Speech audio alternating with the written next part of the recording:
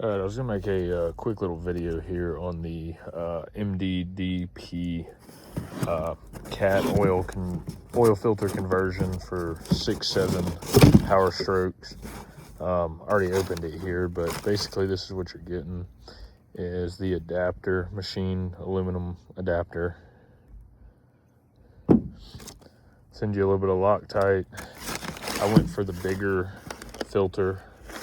Hopefully clearance is not going to be an issue. And then it's got some instructions in here.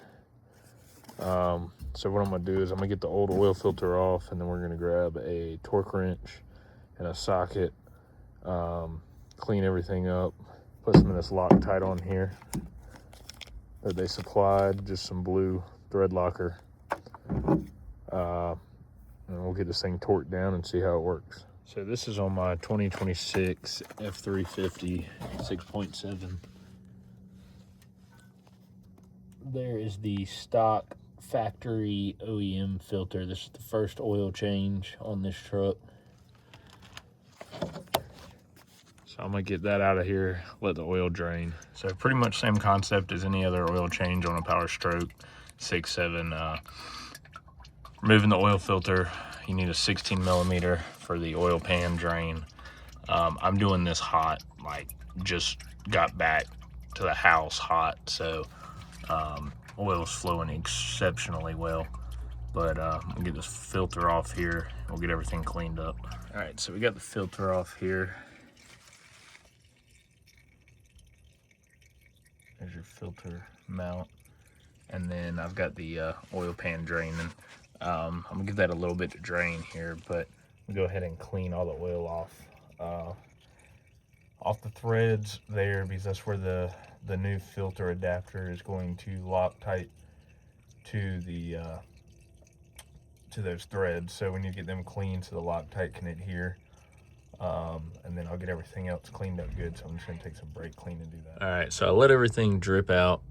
You see there's still a little bit of oil trying to come out of the end of that oil filter thread, but we'll get that here in a second.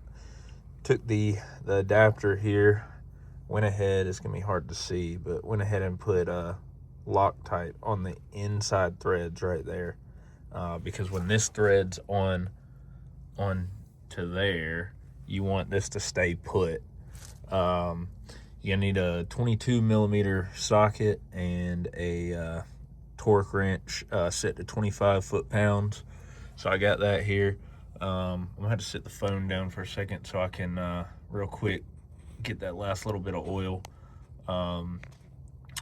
As I put this on, I don't want it dripping in there and contaminating these threads with the oil. I put the Loctite towards the top of the threads. Since this is going in this orientation, gravity's going to kind of pull it down, and as you thread it on, it'll kind of evenly coat everything. So yeah, let me go ahead and do that, and then we'll take a look at it. So it's a little tricky getting your torque wrench in there, which I've got an adapter here, but we got that torqued down. Another thing I wanted to mention, they did say in the instructions to make sure the gasket is in there. It will fall out. I noticed walking around with it in my hand, there's a gasket. You want to make sure that is on the adapter before you screw it in and it's seated properly. It's a square O-ring, so it's pretty easy to keep it in there. Just make sure it doesn't fall out. All right, here's the filter installed. Went ahead and filled it up with oil and got it screwed on there. Lubricated the gasket on the top of the filter itself. Make sure everything seated properly. As you can see, it's obviously a lot taller than the factory one. The factory one's kind of up in here. So I mean, you've got a good 4 or 5 inches longer in length, but it's not really hanging down lower than any of the suspension stuff. I guess you could have a possibility that a stick come up here and hit it or something, but if you've got that problem anyways, who's to say it doesn't go through your oil pan or through your cooler or something else. So it does pose a little bit more of a clearance issue, but still I think it plenty of room, and I'm off-road quite a bit in this truck. So so far so good. So I'm gonna go ahead and get everything else topped off.